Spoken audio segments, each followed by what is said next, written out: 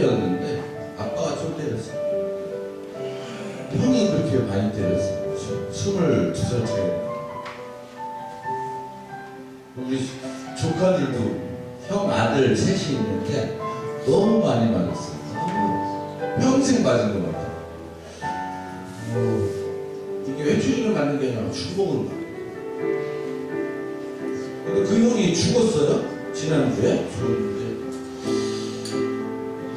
전화를 받고 너무 좋았어요.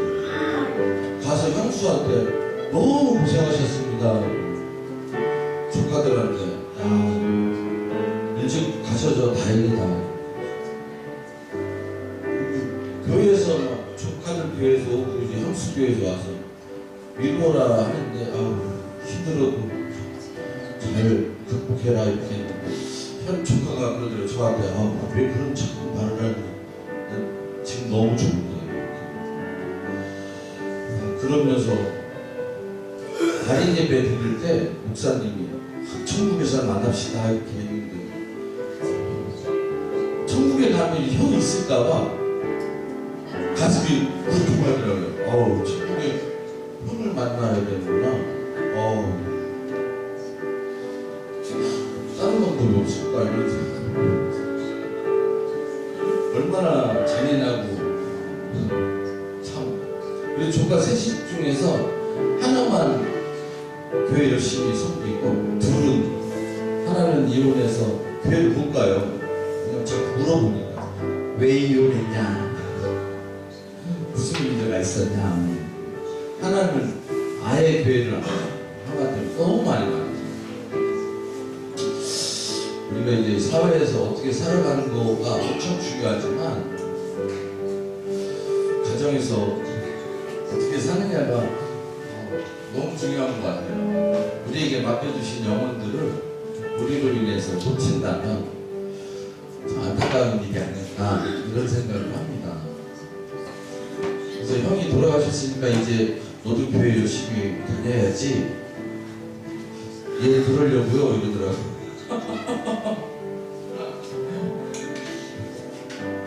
전혀 도움이 안 되는 말씀이지만 그래도 되게 충격적이지 않습니까? 천국에 가면 형이 있을까 봐요. 좀 걱정된다는 게 진짜 내가 나쁜 놈일 수 있지만 솔직한 마음을 말씀드리고요. 천국에서 만납시다 하고 이제 형 발인 예배 때 말하는데 이제 가슴이 천국에서 형을 만나야 돼. 막 아팠어요. 그래서 가야죠. 우리 이 찬양 한번 다시 할까요? 나주님의 기쁨 되기 원하네. 내 마음을 새롭게 하소서 새부다가 되기 위하여 주님의 빛 비추소서.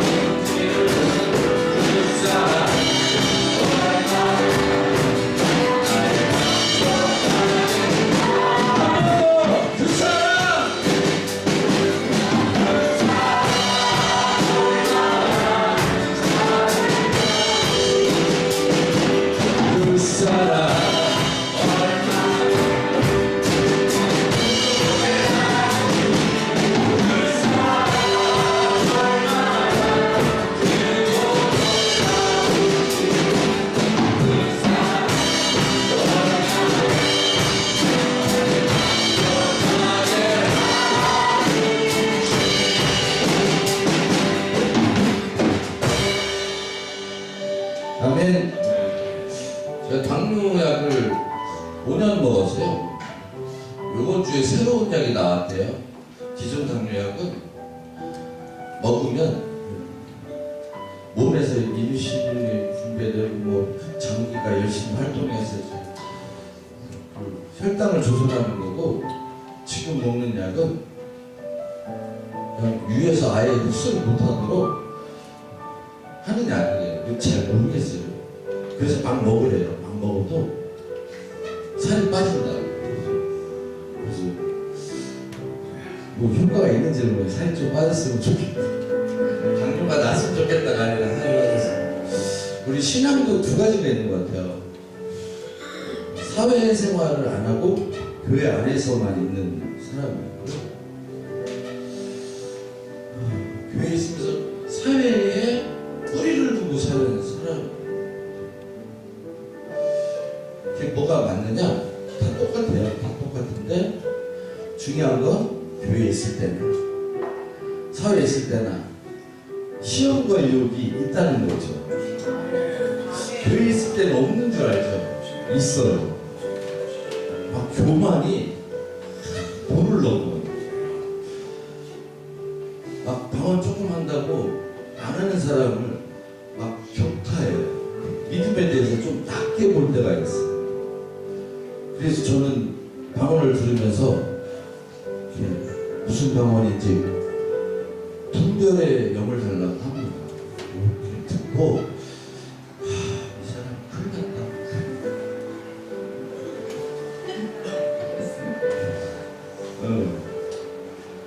중요한 거는 이 교회에서 열심히 믿음생활을 하느냐, 사회에서 사회생활을 하는 상황에서 믿음생활을 하느냐 별로 중요하지 않습니다. 중요한 거 그 속에서 하나님께서 우리를 지켜주시고 우리를 보호해 주셔야 된다는 것이에요.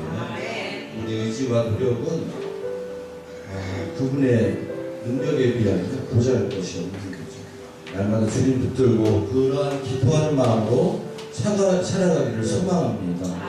우리 이 찬양하고 함께 기도하는 시간 갖겠습니다. 정결한 마음 주시옵소서.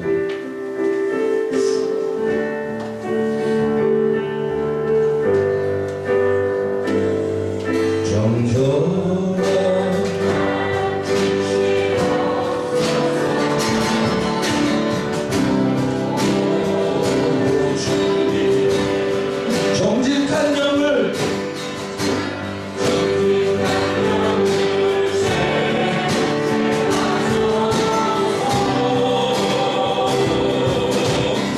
정결한 마음 주시옵소서. 정결한 마음 주시옵소서.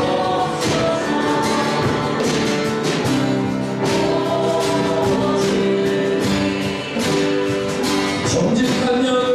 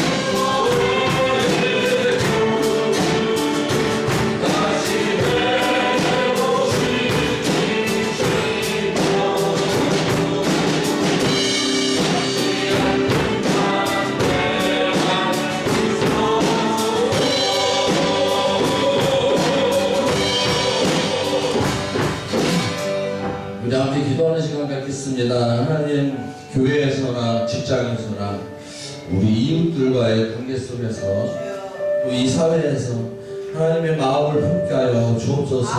십자가를 지고 주님을 따르게 하여 주옵소서. 변치 않은 마음으로 주님을 섬기는 우리들의 믿음을 소유할 수 있도록 인도하여 주옵소서. 함께 기도하는 시간 갖도록 하겠습니다. 하나님 아버지 감사합니다. 우리 가운데 사랑을 베푸시고 그리스도의 사랑을 알게 하시고 깨닫게 하여 주신 것을 감사합니다. 하나님 우리가 품어야 될 그리스도의 마음, 그리스도의 사랑을 소유할 수 있도록 도와주옵소서. 세상적인 것을 알게 하시고 우리 영지와 우리 신앙을 살아가야 하시고 주님을 붙들고 주님의 사랑과 주님의 구원의 기쁨 속에서 우리가 살아가시는 영을 붙들고 주님 역사여 주시옵소서. 그리하여 승리하게 하시고 주옵소서. 우리의 의지와 우리 신앙들은 너를 하나에 보며 순간순간 넘어지고 아무리 실패하더라도 넘어갔사오나 하나님 주님과 함께 하시고 주님을 의지하게 하시고 주님을 알게 하시는 우리들의 삶을 볼 수 있도록 도와주시옵소서.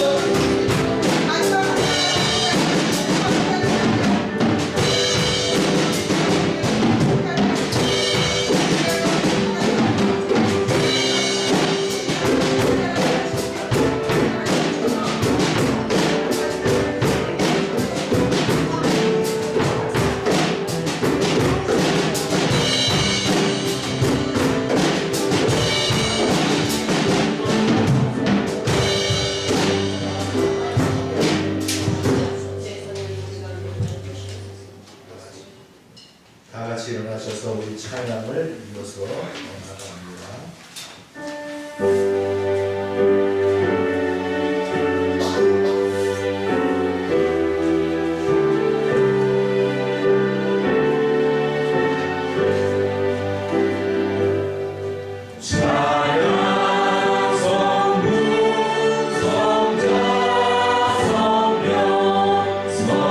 성삼위 일체대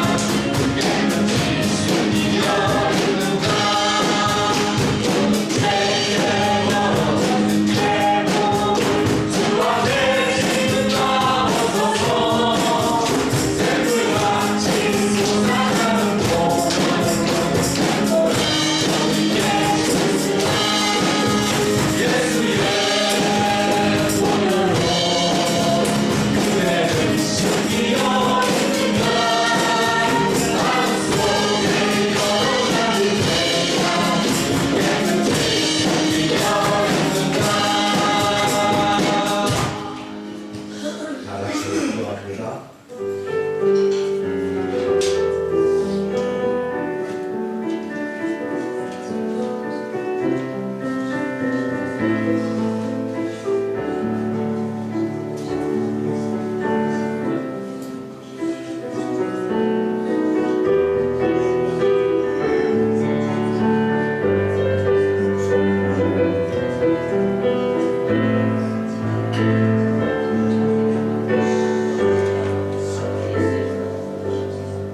나의 영혼이 잠잠히 하나님만 바라며 나의 구원이 그에게서 나오는도다. 오직 그만이 나의 반석이시요 나의 구원이시요 나의 요새시니 내가 크게 흔들리지 아니하리로다. 넘어지는 담과 흔들리는 울타리 같이 사람을 죽이려고 너희가 일제히 공격하기를 언제까지 하려느냐. 그들이 그의 높은 자리에서 떨어뜨리기만 꾀하고 거짓을 즐겨하니 입으로는 축복이요 속으로는 저주로다. 나의 영혼아 잠잠히 하나님만 바라라. 물은 나의 소망이 그로부터 나오는도다. 오직 그만이 나의 반석이시요 나의 구원이시요 나의 요새시니 내가 흔들리지 아니하리로다. 나의 구원과 영광이 하나님께 있으며 내 힘의 반석과 피난처도 하나님께 있도다. 백성들아 시시로 그를 의지하고 그의 앞에 마음을 토하라. 하나님은 우리를 피난처시로다. 아멘. 찬양 받으시기에 합당하신 여호와 하나님, 예수님의 십자가 대속의 공로로 거듭나게 하시고 부활의 소망을 가지고 살게 하시니 감사합니다. 오늘 거룩한 주일을 맞이하여 주님께 나아갑니다. 하늘문을 열어주시고 이 예배를 받아 주시옵소서. 열방교회 지체들이 소망을 가지고 주님께서 허락하신 은사대로 사역을 감당하며 거룩하고 주님의 쓰심에 합당하며 모든 선한 일에 예비된 일꾼이 되기를 소망합니다. 이 시간 저희가 진정과 신령으로 이루기와 찬양하게 하시고 생명의 폭포수 같은 하나님의 말씀으로 주님의 은혜를 체험하게 하시며 헌신을 결단하고 돌아가는 귀한 시간이 되게 역사하여 주시옵소서. 이제 예배를 처음부터 끝까지 주님께서 주관하시고 홀로 영광 받으시기를 원하오며 예수님의 이름으로 기원하옵나이다. 아멘.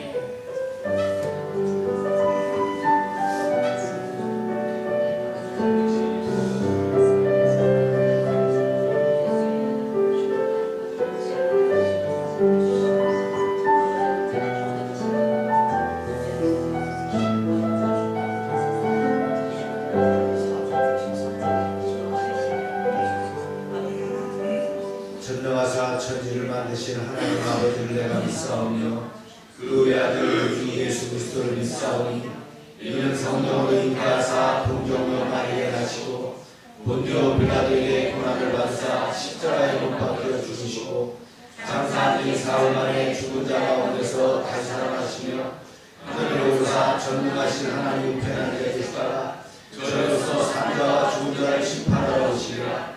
성령을 믿사오며 거룩한 공예와 성도가 서로 교통하는 것과 죄를 사주시는 것과 몸이 다시 사는 것과 영원히 사는 것을 믿사옵나이다. 아멘. 자리에 앉으시기 바랍니다.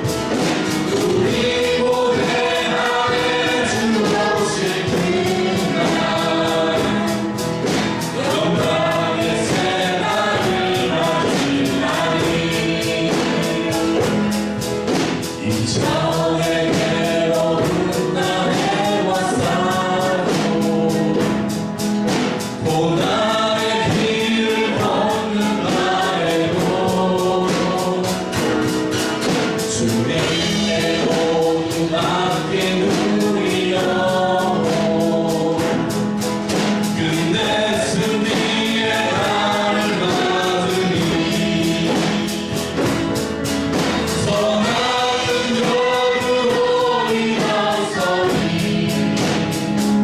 주님을 지나니 믿음으로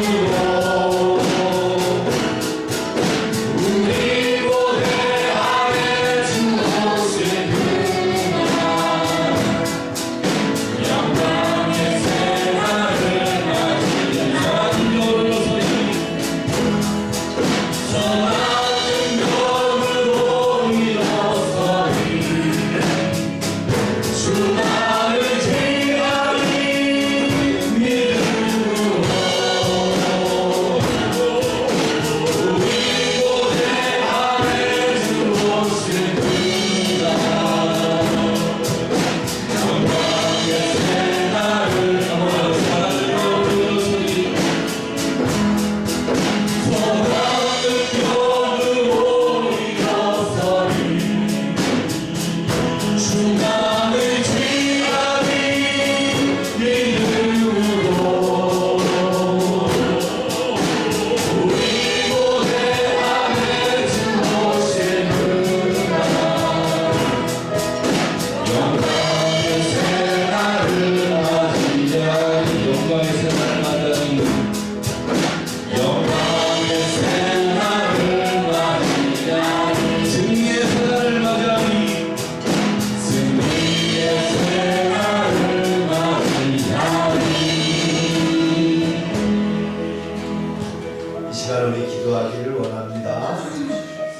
주님은 우리의 기도를 들으시고 응답하시는 줄로 믿습니다.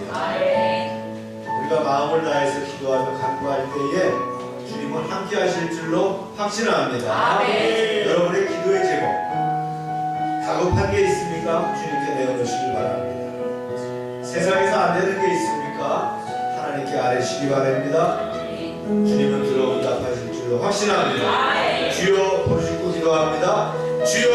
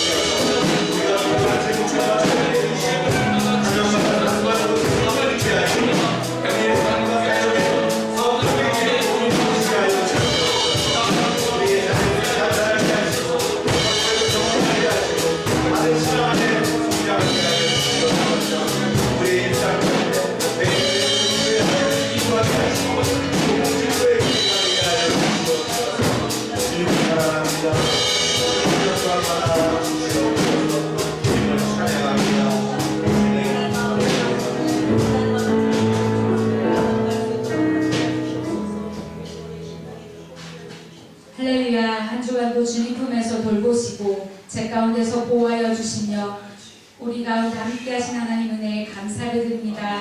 언제나 어떤 상황에서나 우리의 등 뒤에서 도와주시고 밀어주시며 주님의 사랑 안에 함께하게 하여 주심에 감사를 드립니다. 제 많은 세상 가운데 살다 보니 주님의 손을 놓치고 주님의 인도하심을 놓치고 살 때가 많사온데 주님은 한 번도 우리의 손을 놓지 않으시고 여전히 우리 곁에 계신 주님, 이 시간 회개하오니 믿음 없는 저희를 용서하여 주시고 도건한 믿음으로 성령 충만한 삶을 살아갈 수 있도록 축복하여 주시옵소서. 사랑의 주님, 추운 겨울이 지나고 아름다운 자연이 봄 기운으로 가득합니다. 꽃은 피우고 싹은 푸르러 생기가 가득한 날들입니다. 주님, 자녀인 저희들도 봄날처럼 우리의 믿음에 생기가 돋아나게 하시고 주님, 우리의 신앙 가운데 부르게 하시사 하나님의 거룩한 군사로 주님 나라의 확장에 각자의 자리에서 최선을 다하는 주님의 자녀들 되게 하여 주시옵소서. 주님, 사주절 기간을 지나고 있습니다. 저희가 주님의 십자가의 사랑을 기억하게 하시고 십자가의 볼로 거룩한 삶을 살아가게 하시고 십자가의 볼로 의지하여 담대하게 주님의 사랑을 전하는 주님의 자녀들 되게 하여 주시옵소서. 사랑의 주님, 이 나라와 이 민족을 위하여 기도합니다. 대통령을 비롯한 위정자들이 하나님을 두려워하게 하시고 용서와 화합으로 하나가 되어 하나님을 경외하는 마음으로 국정을 끌어가게 하여 주시옵소서. 한 달을 남은 국회의원 선거위에도 주님이 함께하여 주시옵소서.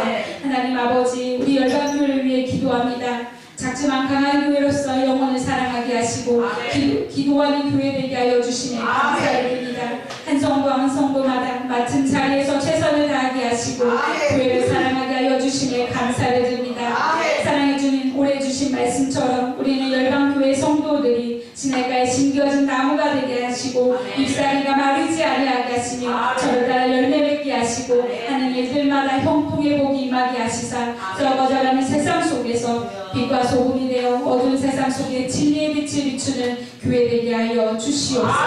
우리 열방의 다음 세대를 위하여 기도합니다. 새로운 학교에서 새로운 학년을 맞이하는 열방의 자녀들에게 만남의 축복을 허락하여 주시옵시고 부지지 아니하시고 후임 주시는 주님의 지혜를 구하는 자녀들 되게 하여 주시옵소서. 어려서부터 말씀과 기도에 힘쓰며 주님의 자녀로서 세상 가운데 구별된 삶을 살아갈 수 있도록 믿음을 허락하여 주시옵소서. 사랑의 주님, 사랑하는 담임 목사님을 위하여 기도합니다. 날마다 영육 가운데 감동케 하여 주시옵시고 기력이 쇠하지 아니하게 하시며 맡겨주신 열방교회를 끌어가시기에 부족함이 없도록 성령의 능력으로 붙들어 주시옵소서. 기도 가운데 세우신 목회의 계획들이 하나님의 나라와 뜻을 이루는데 부족함이 없게 하시고 특별히 말씀 선포와 전도를 위해 쓰시고 기도하는 마음을 받으시사 날마다 구원받는 자들이 더하여지는 역사가 일어나게 하여 주시옵소서. 말씀을 선포하실 때 성령의 능력으로 인도하여 주시고 말씀을 통하여 우리의 상한 영혼이 회복되며 말씀을 통하여 치유받는 귀한 시간 되게 하여 주시옵소서. 이 시간 함께하지 못한 우리의 지체들도 하나님이 기억하여 주시옵소서. 하나님의 자녀인 것이 우리의 최고의 자랑이며 최고의 은혜임을 날마다 감사하며 우리의 길이요 진리요 생명 되신 예수님의 이름으로 기도합니다. 아멘.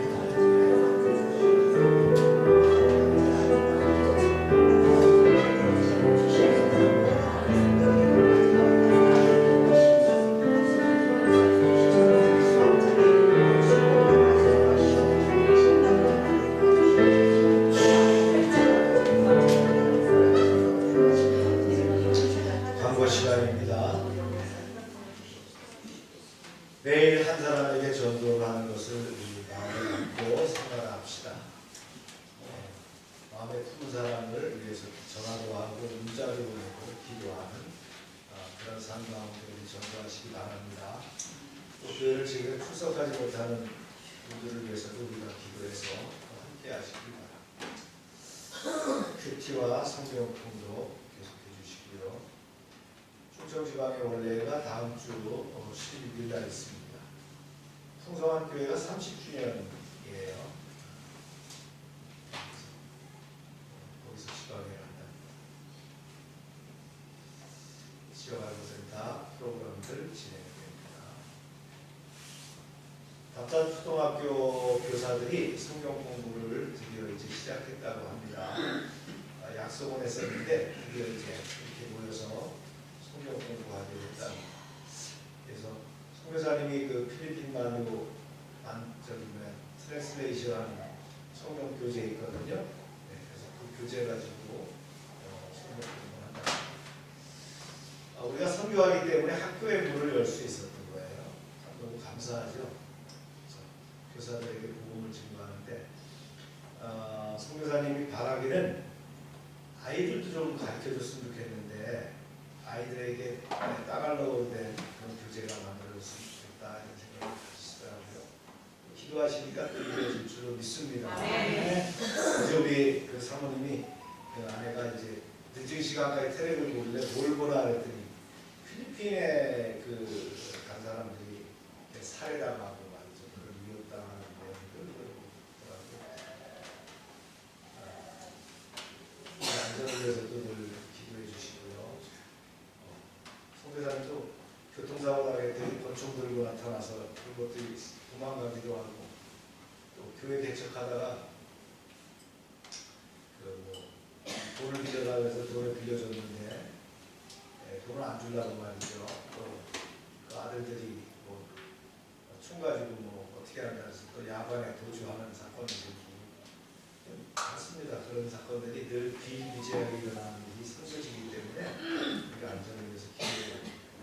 우리는 현장에는 가지 못하지만 우리가 헌금을 보내고 또 이제 사도죠. 한 사람이 아포스트로라고 해서 사도가 돼서 현장에서 사역하는 선교사님들 있지 않습니까?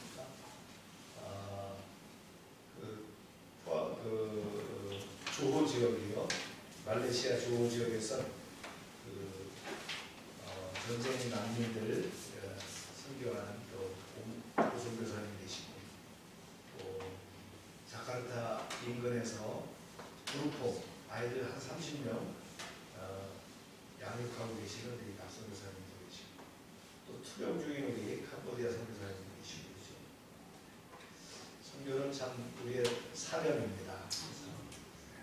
늘 기도해 주시고 우리는 못 가지만 현장에 못 가지만 우리가 물질로 또 기도로 또 기회가 되면 또 현장에 또 가볼 수 있는 기회가 되면 좋은데 저는 현장에 가보는 것보다도 우리가 섬기는 선교, 보내는 선교가 더 중요하다고. 현장에 가는 건 너무 돈이 많이 들어요, 그죠? 적어도 한 600만 원씩 이상 가야지 한 주 갔다 올 수 있는데 만만치가 않죠. 그래서 기도해 주시기 바랍니다. 학교를 통해서 우리 망양 어린이들에게도 복음이 심겨지기를. 그들이 밥 먹을 때마다 기도하잖아요. 얼마나 감사해요. 시작. 시냇가에 심은 나무와 말씀드리겠습니다. 시작. 이는 그리스도께서 야에서 말씀하신 주를 너희가 구하리니 그는 너희에게 대하여 각하지 않고 도리어 너희 안에서 하시리라. 너희는 그 안에 있는가 너희 자신을 시험하고 너희 자신을 학습하라. 예수 그리스도께서 너희 안에 계신 그를 너희가 스스로 알지 못하느냐? 그렇지 않으면 말씀드려서 기도합니다. 하나님 감사합니다. 고린도서의 마지막 시간입니다. 지난 1년 동안 또 말씀으로 나누며 또 듣게 하심을 감사합니다. 지난 시간 동안 저희가 말씀을 나눴지만 저희의 부족함이 있습니다.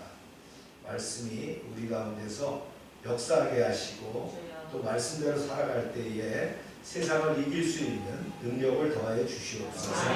예수님의 이름으로 기도합니다. 고린도전서 16장까지 있죠? 그 다음에 고린도전서가 13장 오늘 이제 대단하게 또 막을 내리는데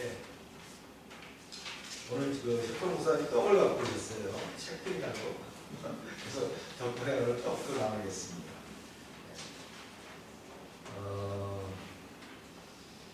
1년 걸렸어요. 작년 2월 10일부터 시작했는데 3월 중순이 됐으니까 한 1년 1개월 정도 걸려서 말씀을 우리가 나눴습니다. 참 긴 이야기죠. 많은 내용이 담겨 있습니다. 제가 설교를 정리하다가 원고를 한번 가져왔어요. 이게 고린도 전서 후서를 설교한 내용들이에요. 보면 제가 여기다 줄을 치가면서 이제 이렇게 숙제했던 내용들이 나옵니다. 자료를 좀 정리하면서 한번 증거해볼까 하다가 또 너무 방대한 향해서 여러분 이 긴 설교 이야기를 들었는데 다 숙지하고 계시나요? 네. 그렇습니다. 콩나물을 키워보면 알죠? 물을 주면 물은 빠지지만 뭐가 자라요?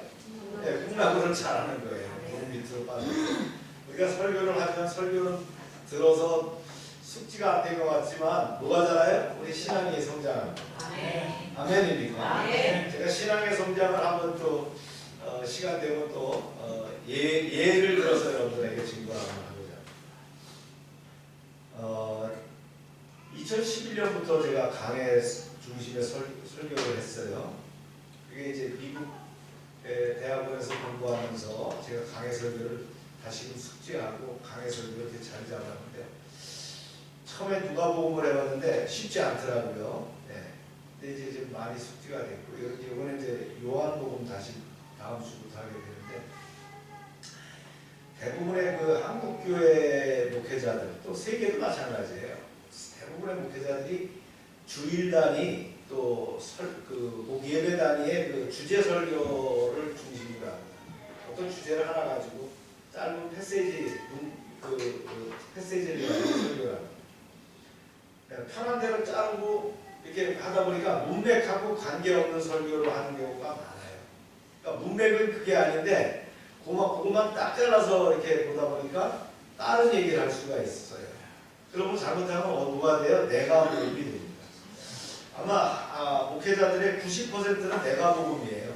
왜냐하면 성경의 그 흐름을 따라서 맥을 잡아서 해야 되는데 그러려면 이게 책이 돼야 되거든요. 책을 전체적으로 소화해야 되는데 이게 쉽지 않거든요.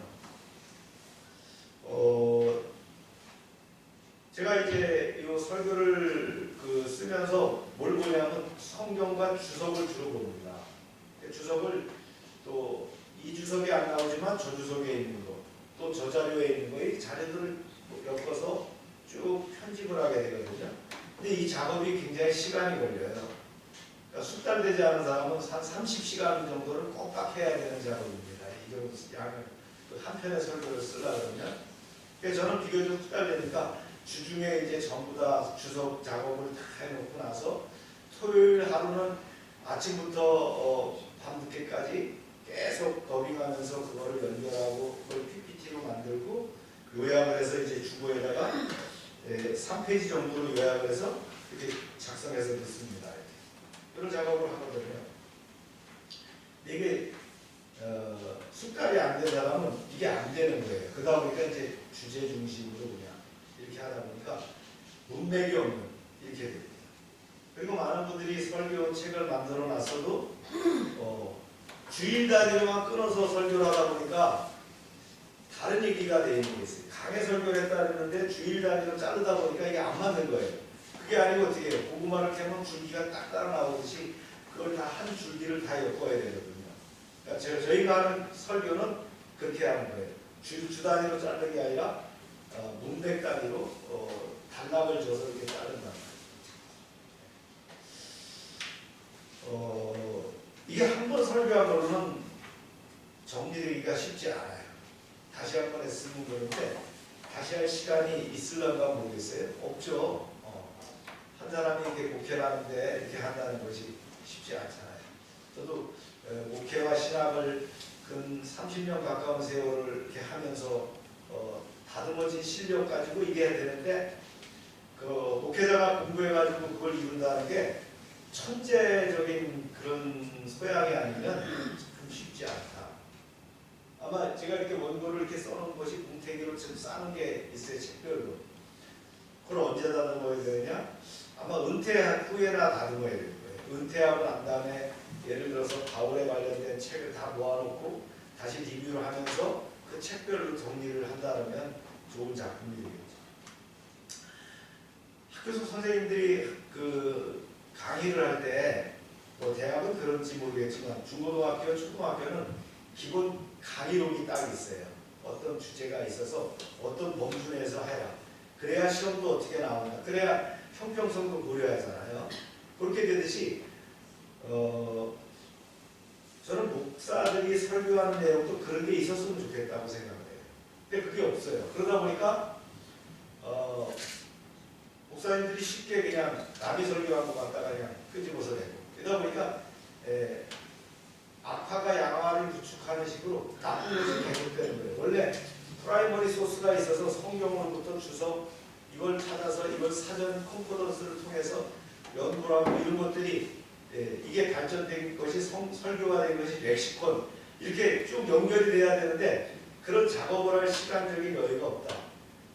주일 설교해라, 뭐 새벽 설교해라, 또 수요일 날 설교해라 이렇게 하다 보니까 너무 따라가는 거예요. 그러니까 실질적으로 성도들이 듣는 설교는 양질의 설교, 진짜 아주 원초적인 그런 그 복음의 내용이 아닌 내가 복음을 듣는 경우가 많을 수 있다. 안타까움을 제가 이 책을 마무리하면서 이렇게 다시 한번 봅니다.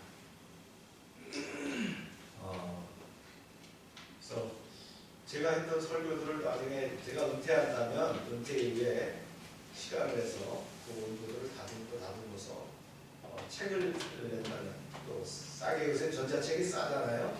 전자책으로 낸다면 그 후배들이 이렇게 좀 보면 거기서도 이제 덧붙이면 되잖아요. 그죠? 덧붙이면 되니까 그런 것들을 좀 만들었으면 좋겠다 하는 생각을 해봅니다. 이제 고린도후서가 이제 13장으로 마무리가 되는데 이제 13장 오늘 마치도록 하겠습니다.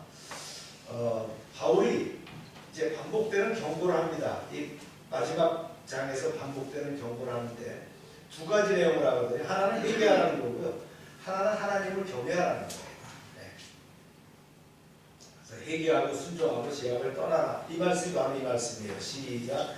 내가 이제 세 번째 너희에게 가니 두세 주의 이름으로 나라가 확정하리라. 내가 이 일을 말하기보다 지금 떠나 있으나 두 번째 대면하였을 때와 같이 전에 제일인 자들과 그 남은 모든 사람에게 이 말하노니 내가 다시 가면 용서하지 아니하리라.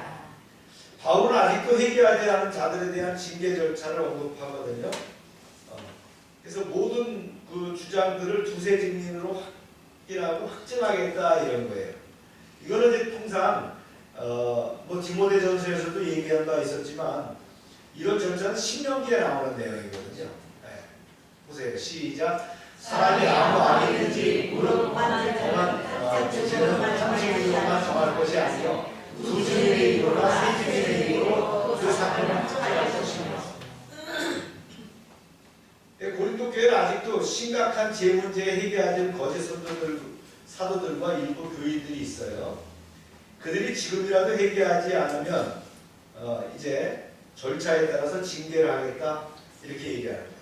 이 당시 징계는 뭐냐면 출교를 시키는 거, 이런 내용들이 아마 이제 있었어요.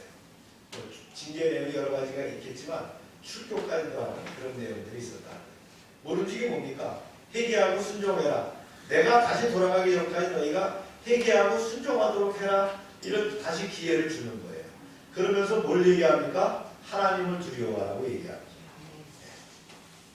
우리의 주권자이고 심판자이신 예수 그리스도를 두려워할 수 있어야 됩니다. 보세요. 시작. 이는 그리스도께서 너희에게 말씀하신 진리를 너희가 구하니 그는 너희에게 대하여 약하지 않고 도리어 너희 안에서 강하시니라. 그리스도께서 약하심으로 십자가에 못 박히셨으나 하나님의 능력으로 살아계시니 우리도 그 안에서 약하나 너희에게 대하여 하나님의 능력으로 그와 함께 살겠습니다. 이 말씀의 전체 내용이 하나님을 두려워하라는 얘기입니다. 예수님이 처음 우리 가운데 오셨을 때 당신의 모든 권세와 능력을 사용하지 않으셔요. 온유해 보이시고요. 겸손한 모습으로 보이셨습니다. 주님은 심지어 십자가형에 넘겨져서 사형당하실 때도 전혀 저항하지 않으셨어요. 그래서 우리는 그분이 연약하신 분으로 오해할 수 있다는 거예요. 그분이 지니신 그 큰 권세와 권능은 부활로 이미 우리에게 증명해 주셨죠. 사도 바울과 그 동료들도 예수님의 예수님을 본받아서 온유하고 연약한 모습으로 고린도 성도들을 대하는 것 같지만 때가 되면 큰 권세와 능력으로 대할 것이다 라는 걸 얘기하는 거예요. 하나님을 두려워한다는 것은 뭐 벌벌 떤다는 것이 아니에요. 그죠? 온전하게 하나님을 섬기는 것, 하나님이 누구신지를 알고 그분을 정확하게 대할 수 있는 것이 중요하다. 손자를 기호할 때 손자가 말이죠, 할아버지의 수염을 잡아 뜯는다 이렇게 하든 그런 식의 그 신앙감을 가져서는 안 된다. 성경에 보면 많은 말씀 중에서 경외라는 말이 나오는데 경외라는 것이 뭐예요? 두려워하라는 거예요. 하나님을 두려워할 수 있는 믿음이 필요하다. 선생님을 두려워할 수 있어야 됩니다. 그죠? 부모님을 두려워할 수 있어야 됩니다. 우리가 통치자를 두려워할 수가 있어요. 근데 요즘 세상은 어떻게 됐어요? 그런 게 깨지다 보니까 좀 입에 담기 쉽지 않은 그런 시대가 되고 있지 않느냐. 그런 분명한 두려워할 수 있는 마음이 필요하다. 하나님은 더합니다. 그래서 성경에는 누차 두려워하라는 말씀이 있다. 두려워하라는 것은 하나님을 잘 섬겨라, 정확한 관계를 맺어라, 그 차서가 있는데 그걸 지킬 수 있어야 된다. 참 바울의 인생이 참 대단한 인생이거든요. 잘 보일지 모르는데 바울이 AD 5년경 출생했어요. 길리기아 다소 출신입니다. 그러니까 예루살렘에 있으면 예루살렘 북방 레바논 의회에 있는 곳이 길리기아거든요. 이 길리기아 다소에서 출생했어요. 국제도시에 로마 태어나자마자 그래서 로마 시민권을 갖게 됩니다. 그리고 예수님보다 9년 후에 출생했거든요. 그가 10살에 예루살렘으로 유학을 보냅니다. 그러니까 이 바울의 집은 괜찮은 집안이에요. 히브리인으로서 괜찮은 집안입니다. 그러다 보니까 베냐민 지파죠. 어디로 유학을 갔다고요? 예루살렘으로 유학을 갔어요. 거기에서 그 당시 최고의 지식인이라고 하는 가말리알 문화에 들어가가지고 율법 교육을 받게 됩니다. 유대인의 정통 율법 교육을 정통 신학교에 들어가는 거예요. 거기 가서 율법을 공부하게 돼요. 그리고 이제 28살에 수레반 순교할 때에 그 현장에서 옷을 맡은 그런 일을 하며 교회를 핍박합니다. 그러다가 다메섹, 지금으로 말하면 그러니까 시리아 쪽으로 가다가 다메섹으로 가다가 회심하게 되죠. 부활하신 주님을 만나서 회심합니다. 그리고는 이제 전도를 시작하게 되는 거예요. 그게 사도행전 9장에 나오죠. 그들이 뭐라고 해요? 야, 네가 무슨 전도를 해? 너 원래 예수 믿는 사람 잡아 죽이려고 쫓아다닌 자 아니야? 이렇게 얘기를 하죠. 그리고다가 이제 다시 아라비아에 가서 3년을 머물게 됩니다. 아마 이때가 이제 3년 동안 기도원이나 뭐 이런 데 가서 공부를 했다라고 봐요. 그리고 다시 이제 예루살렘을 1차 방문하게 됩니다. 거기서 이제 15일간을 치료하게 되고요. 그리고 나서 이제 고향 다소로 돌아오게 돼요. 고향 다소로 돌아와서 8년 정도를 고향에서 머무릅니다. 그리고 40세가 되어서 바나바가 이제 바울을 추천하죠. 그래서 안디옥 교회에 가서 공동 목회를 하면서 큰 부흥을 일으키는 거예요.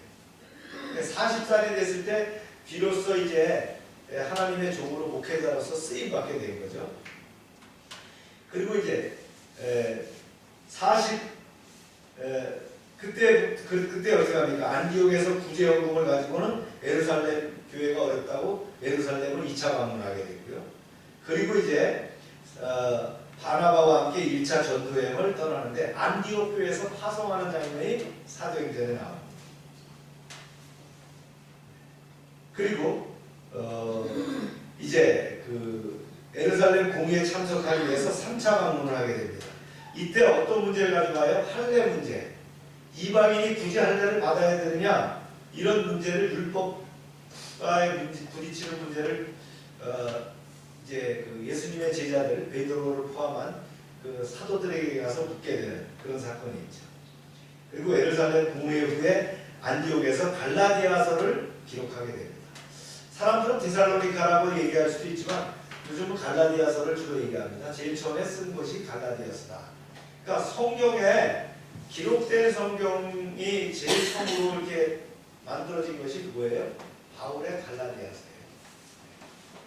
구약은 뭐 원래 이렇게 내려왔다 했지만 신약에 있어서 제일 먼저 만들어진 건 갈라디아서다. 대단한 사람이죠, 바울. 그리고 2차 전도여행을 마치고 안디옥에 가는 중에 예루살렘에 4차 방문을 하게 됩니다. 그 다음에 이제 48세가 되어서 3차 전도여행을 떠납니다. 거기서 에베소에서 고린도전서를 작성하고 마케도니아에서 고린도 후서를 작성합니다. 이때가 몇 살이냐?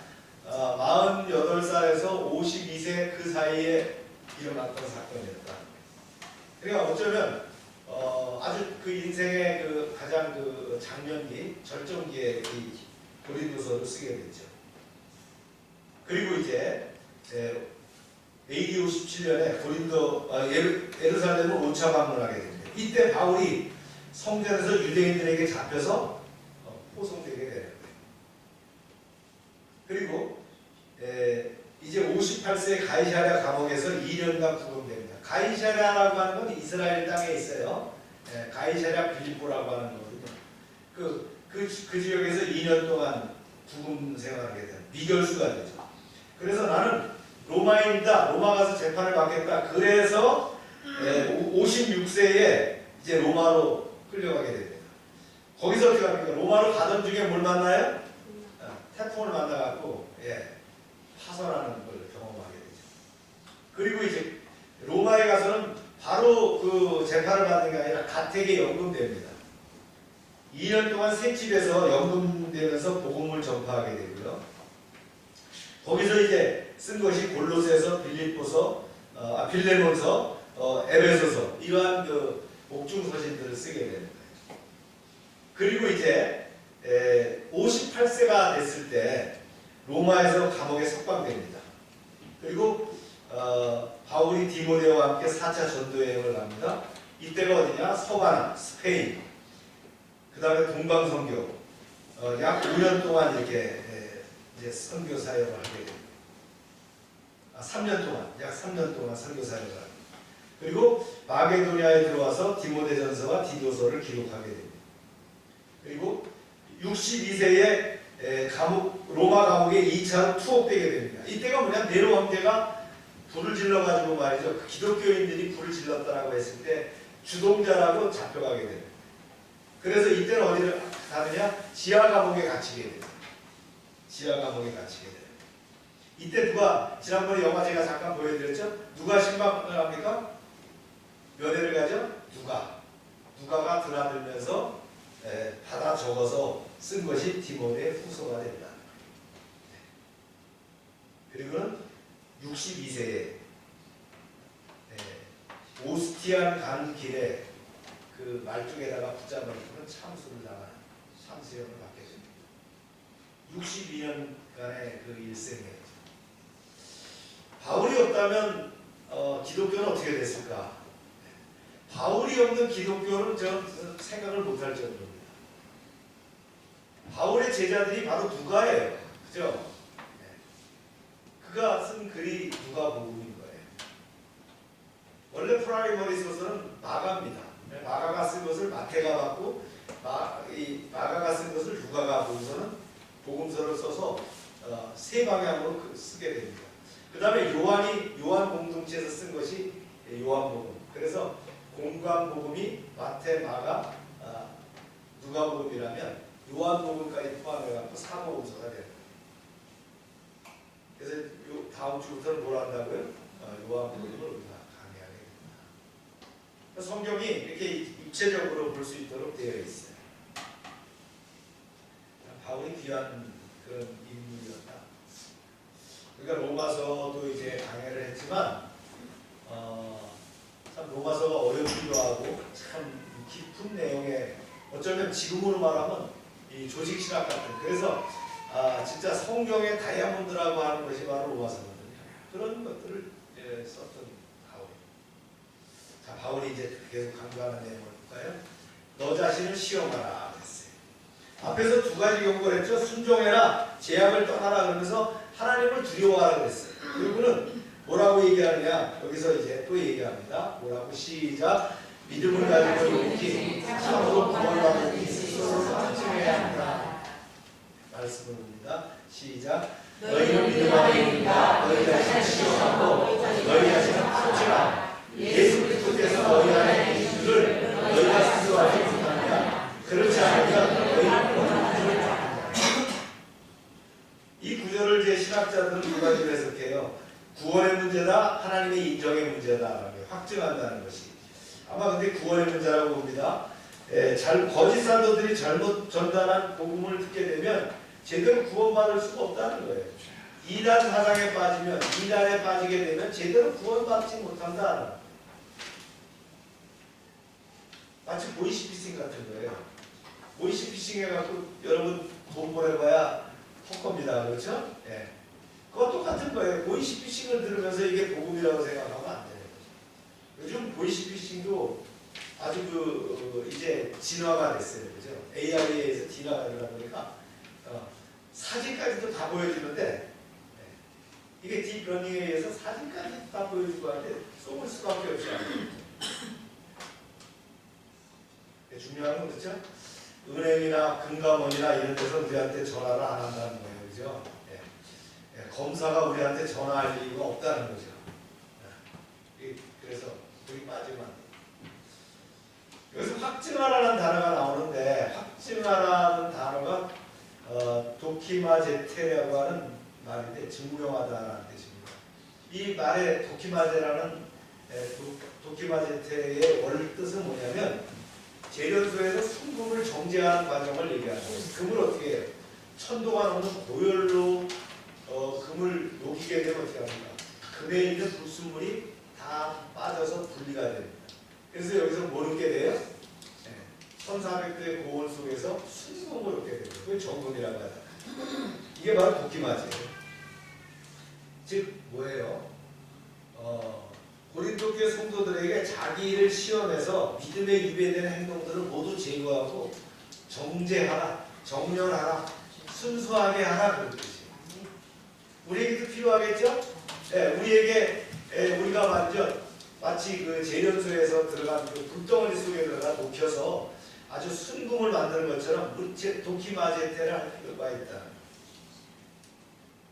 그래서 예수님의 은혜의 복음을 받고도 그 복음에 합당하게 살아가지 못하고 흔들리는 사람이 있어요. 왜요? 불순물이 들어가기 때문에.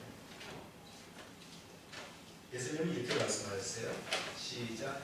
누구든지 믿음으로 진행하시면서 내가 구원을 하면 인자로 죄의 영광으로 사람과 함께 올 때에 그 사람을 부끄러워하리라.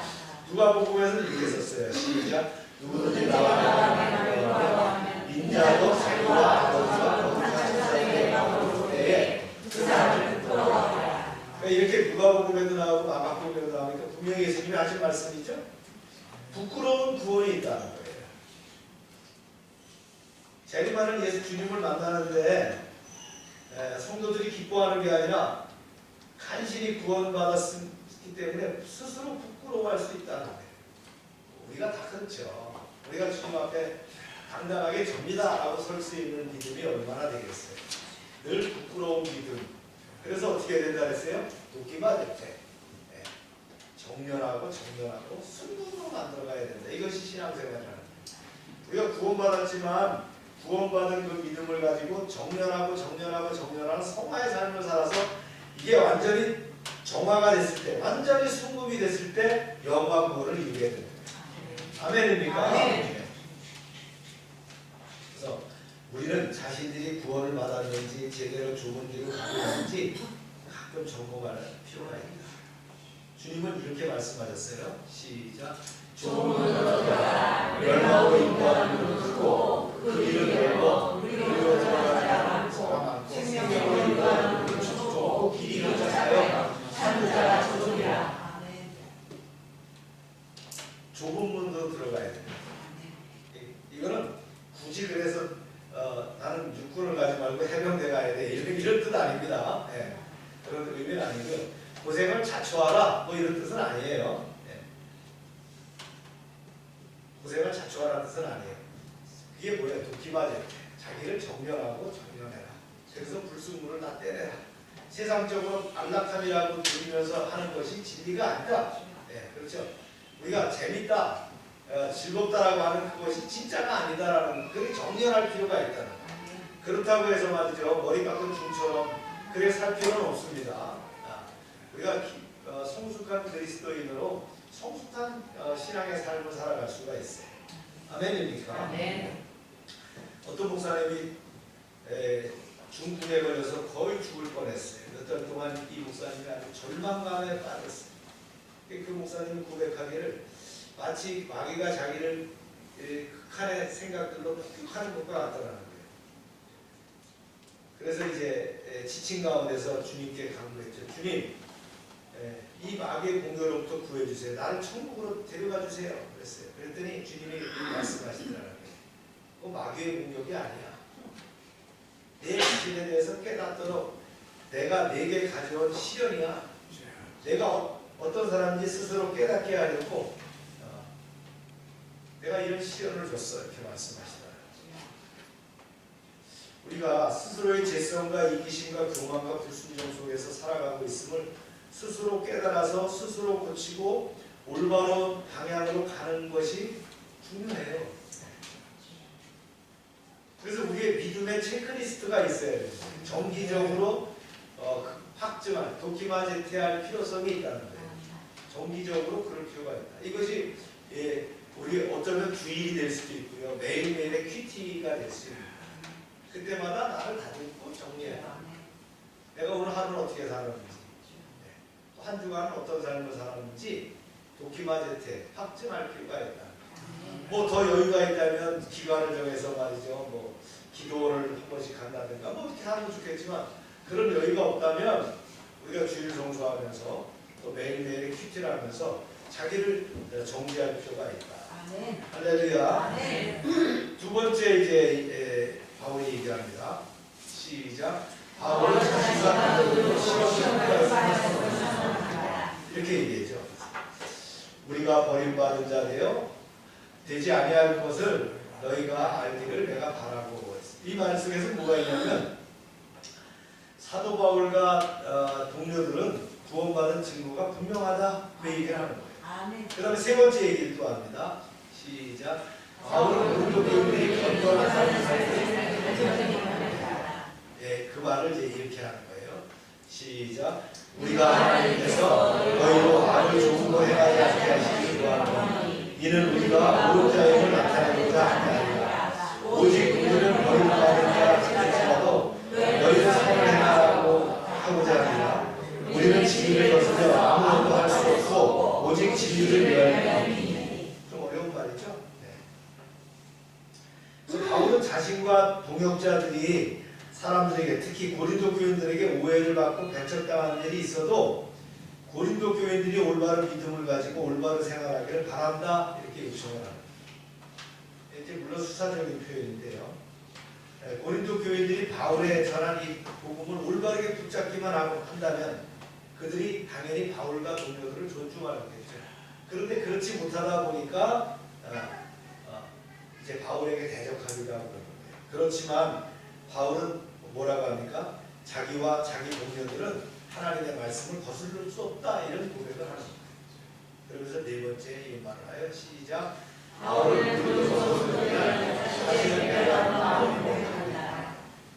이 말이 이제 우리가 약할 때 얘기하는 거예요. 시작. 우리가 약할 때 너희가 하나님을 축복하고 또 이것을 위하여 곧 너희가 온전하게 되는 것이다. 그러므로 내가 이렇게 쓰는 것은 대단하게 주께서 너희를 너무 크게 하지 않고 세우라 내게 주신 것은 너무하지 않게 하려 합니다. 바울은 자신의 육체적 연약함과 고통과 핍박받음을 통해서 하나님의 능력이 더 크게 나타나고 또 고린도 교인들에게 영적 축복이 있는 것을 보고 기뻐했어요. 그래서 바울은 하나님께서 자신에게 주신 권세를 처벌하는 데 쓰기보다는 고린도 인격을 세워주고 성장시키는 데 사용하기를 원합니다. 아멘. 그리고 예수님은 우리는 우리 자신의 영적 상태가 어떤지 가끔 점검해 봐야 된다 그랬죠. 아멘. 나는 확실한 구원을 받았는가? 내가 예수님을 제대로 따르고 있는가? 나는 순종하는 삶을 사는가? 나는 하나님 뜻대로 살고 있는가? 이게 점검해 봐야 된다. 그래야지 주님을 만났을 때 부끄러워 안 해요. 한 청소년 사역자가 이제 많은 청소년들이 모인 집회에서 설교를 하고 있는데 앞에 앉아있는 청소년들이 놀란 표정으로 그에게 손짓을 계속 하는 거예요. 그래서 이제 막 집회를 진행하다가 계속 손짓을 하니까 뭔가 보니까 앞에 지퍼가 열려있는 거예요. 바지 지퍼가. 네. 그런 것처럼 우리가 좋은 길을 가지 않으면 어떻습니까? 수치스러운 것을 의식하지 못하는 그런 경우를 있다. 늘 그래서 어떻게 해요? 점검해 봐야 된다. 내 신앙이 어떤가 이렇게 점검해 봐야 된다. 그리스도인들은 날마다 회개하고 자신을 돌아보고 추스리며 살 수 있어야 됩니다. 그러다 보니까 우리가 겸손할 수밖에 없죠. 그죠? 우리를 늘 돌아봐야 되기 때문에. 하나님에 대한 적절한 두려움이 있어야 되죠. 그래야 제약을 파악하고 순종의 삶을 살 수 있어요. 우리는 하나님께 인정받기를 힘써야 합니다. 사람들의 눈길, 세상의 어떤 눈길보다는 누구를 의식해야 돼요? 하나님의 눈길을 의식할 수 있어야 돼요. 코람데오라는 말도 있죠. 하나님 앞에서. 어떠냐? 하나님 앞에서. 우리가 거울을 그냥 물리적인 거울만 볼 것이 아니라 영적 거울을 통해서 내가 어떠냐를 돌이켜볼 수 있어요. 그게 뭐 하는 거예요? 큐티하면서 우리의 마음을 기도로서 말씀으로서 프레시하게 하는 그게 바로 정죄, 도기마 대때가 되는 것이다. 할렐루야. 바로 이제 마지막 마무리를 합니다. 마지막 인사를 하게 돼요. 최종적인 결론 부분이 되겠죠. 그러면서 얘기하죠. 마지막으로 말하노니 형제들아. 형제들아 그랬어요. 바울이 형제들아라고 부르는 거예요. 형제라는 말이 참 중요합니다. 브라더. 이게 중요합니다. 크리스찬의 어떤 높임의 총칭이 형제입니다. 자매, 형제라는 말이 참 좋은 것 같아요. 바울이 책망하고 경고하고 호소하지만 바울이 가지고 있는 것은 애정이라는 뜻입니다. 그래서 형제들아 이렇게 얘기합니다. 그러면서 기뻐하라라고 얘기합니다. 시작. 기뻐하라 하나님께 되며 위로를 받으며 마음을 같이하며 하나님을 기억하라. 또 사랑과 평강의 하나님이 너희와 함께 계시리라. 거룩한 인간심으로 서로 돌아오라. 모든 성도가 너희에게 구하라. 바울은 교회의 일치와 성도의 교제를 소망하고 있어요. 아직 분열의 상처가 완전히 극복하지 못한 고린도 교회 성도들에게 마음을 같이하여 거룩하게 입맞춤으로 문안하라 그랬어요. 이 말은 이제 뭐가 포함되어 있어요? 이 바울의 편지는 개인에게 보낸 편지가 아니고 교회에 보낸 편지죠. 그러니까 교회에서 읽게 되니까 서로에게 인사를 나눠라 이런 뜻이 포함되어 있어요. 입맞춤을 하라 그랬어요. 거룩한 입맞춤을 하라.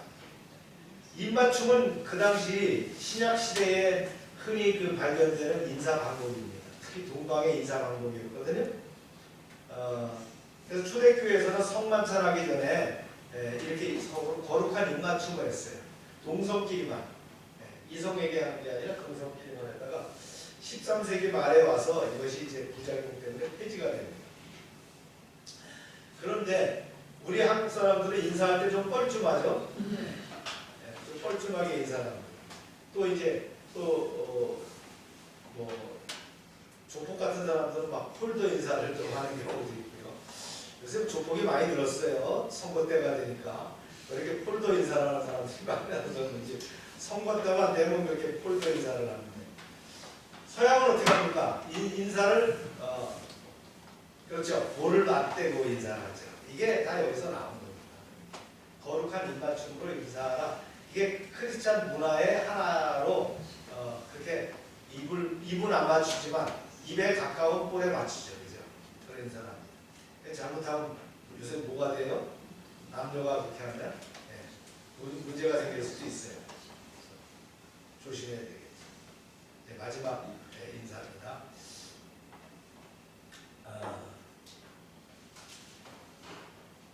읽어봅니다. 시작. 주 예수 그리스도의 은혜와 하나님의 사랑과 성령의 통하심이 너희들과 함께 있으시다. 이게 이제 그 축도예요. 베네딕션이라고 하는 거예요. 이게 목사님들이 베네딕션 하는 내용이 그죠. 주 예수 그리스도의 은혜와 하나님의 사랑과 성령의 교통하심이 너희 우리와 함께 있을지어다. 또 옛날에 그런 말이 나왔어요. 함께 있을지어다라고 해야 되느냐?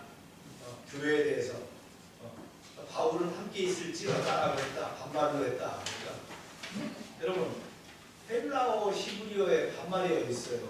영어에 무슨 반말이 있어요? 그 말은 다 똑같은 말이죠.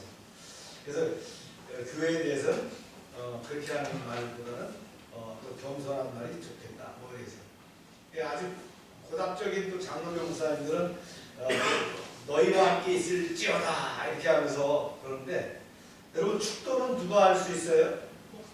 네, 그런 게 어디 있어요? 축도가 목사님이 한다는 말이 어디 있어요? 네.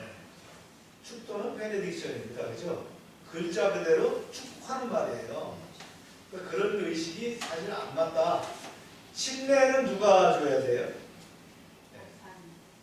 침례는 통신도끼리도 주는 거예요. 네. 예수 믿고 구원을 받은 자가 먼저 침례를 줄 수 있는 거예요. 네. 그래서 너무 우리가 그런 의식, 침례교는 특별히 그런 게 없습니다. 형제 자매들끼리 침례 줍니다. 네. 근데 축도는 누가 할 수 있다고요?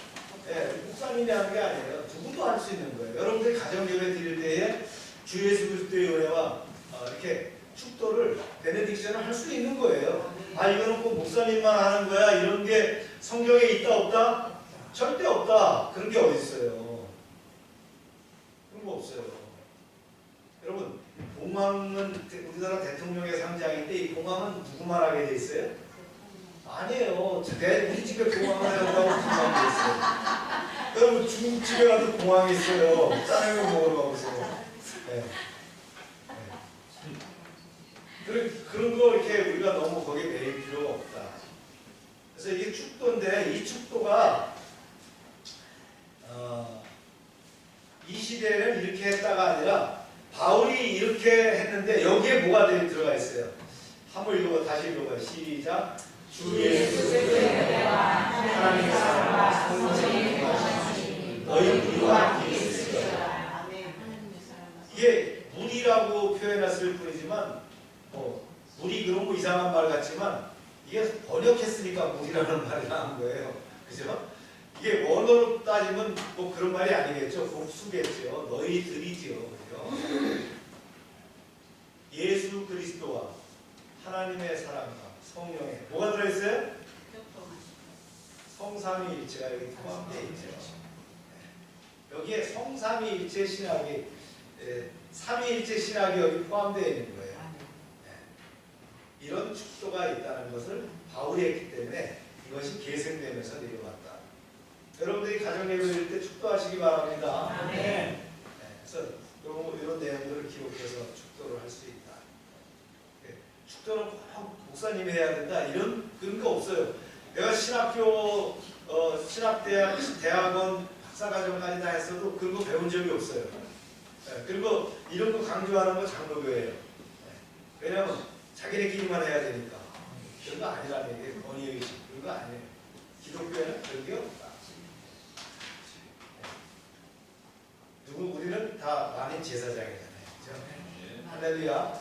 성령을 내 안에다 보시고 계신 거예요. 성령이 내 안에 계신다면 내 안에 하늘나라를 이룬 거예요. 아멘입니다. 네. 이건 다 바울이 가르쳐준 얘기입니다. 우리가 이렇게 1년 1개월 동안에 우리가 고린도서를 공부했는데 시간이 된다면 더 리뷰할 수가 있겠지만 아마 저하고는 또 리뷰할 시간이 없을 거예요. 여러분 일생에서 또 이런 또 설교를 들을 수 있을지 모르겠는데 제가 때가 되면 또 책을 만들어서 여러분한테 또 나누도록 하겠습니다. 이 말씀을 기억하면서 바울을 되새겨보면서 기도합시다.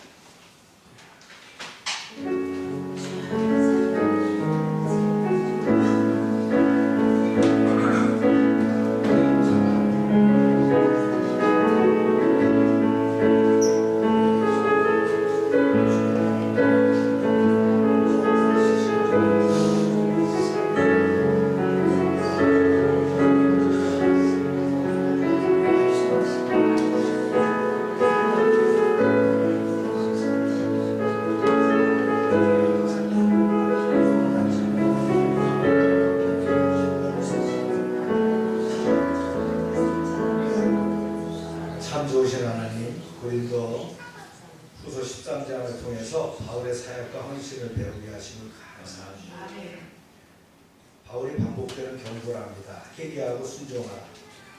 죄악에서 떠나라. 그리고 하나님을 두려워하라고 얘기합니다. 우리가 이 말씀에 또 순종하게 하여 주시옵소서. 아멘.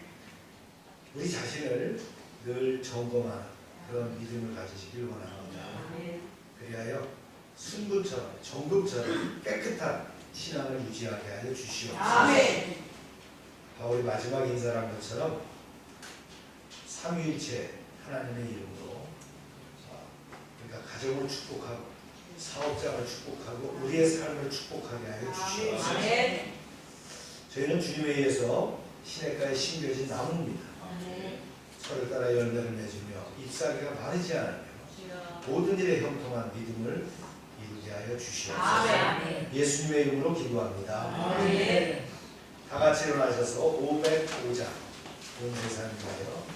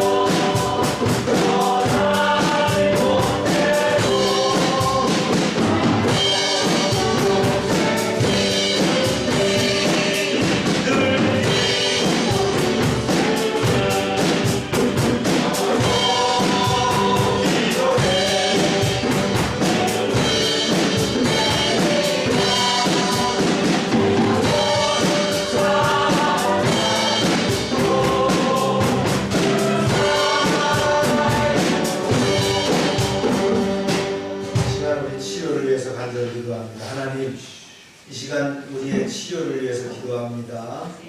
하나님의 능력의 손으로 안수하실 때에 이제 치료의 강사를 바라실 때에 우리가 깨끗하게 나음을 얻을 줄로 믿습니다. 아멘. 세상의 방법, 세상의 수단, 또 의사, 또 약사의 약으로서 우리가 치유될 수 없지만 하나님의 능력이 함께할 때에 간절한 믿음과 함께 결합될 때에 치유함을 얻을 줄로 믿사오니 이 시간 치유하여 주시옵소서. 아멘. 예수 이름으로 명령하노니 모든 질병은 떠나갈지어다. 아멘. 병의 근원은 다 마르고 깨끗함을 입을지어다. 아멘. 악한 것들은 떠나가고 깨끗하게 될지어다. 아멘. 주님 이 시간 역사하셔서 우리를 치유하시고 깨끗하게 하여 주시옵소서. 아멘. 온전히 낫게 하셔서 하나님께 영광 돌리게 하여 주시옵소서. 아멘.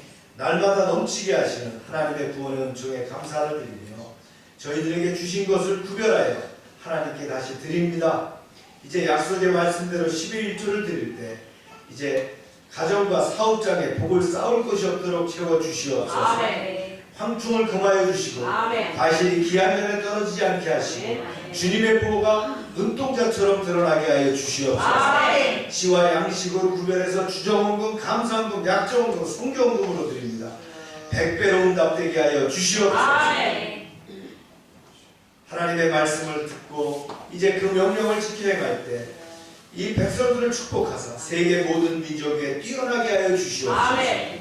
하나님의 말씀을 순종하면 모든 복이 우리에게 그대로 미칠 줄로 믿습니다. 아멘. 성읍에서도 복을 받고 들에서도 복을 받으며 몸의 소생과 토지의 소산과 짐승의 새끼와 우양의 새끼가 복을 받으며 광주리와 떡반지 그릇이 복을 받으며 들어와도 복을 받고 나가도 복을 받게 하시며 대적이 일어나 우리를 치료할지라도 여호와께서 그들을 패하게 하시고 그들이 한 길로 왔지만 7길로 도망가게 하여 주시옵소서. 아멘. 하나님께서 우리를 위하여 하늘의 아름다운 복을 열어사 우리의 땅에 때를 따라 비가 내리게 하시고 우리의 손으로 하는 모든 일에 복을 주셔서 많은 사람들에게 많은 민족들에게 꾸어줄지라도 꾸지 않게 하시며 아멘. 머리가 되고 꼬리가 되지 않게 하시고 아멘. 위에만 있게 하시고 아래에 있지 않게 하여 주시옵소서. 아멘. 저희가 드리는 이 물질이 하나님이라는 데 귀하게 쓰여지게 하시고 쓰이는 곳마다 하나님의 영광과 역사하심이 드러나게 하여 주시옵소서. 아멘. 이제는 우리의 죄를 위하여 십자가에서 피 흘리신 예수 그리스도의 은혜와 우리를 창조하시고 섭리하시고 주장하시는 아버지 하나님의 사랑하심과 늘 함께하시며 인도하시는 성령님의 교통하심이 이제로부터 영원토록 함께하기를 축원하옵나이다. 아멘.